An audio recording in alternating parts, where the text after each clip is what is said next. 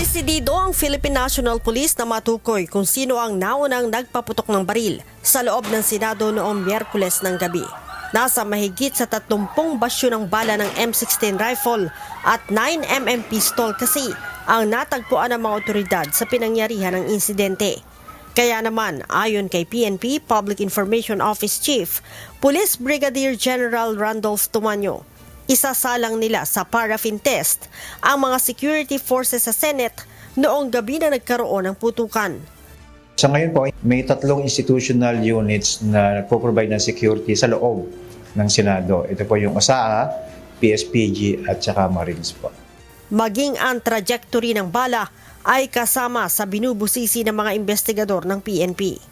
Initially, kausap po natin yung mga taga-Soko, nagtataka po sila sapagkat yung mga trajectory na makikita po ninyo sa larawan ay masyado pong mataas o pataas po siya.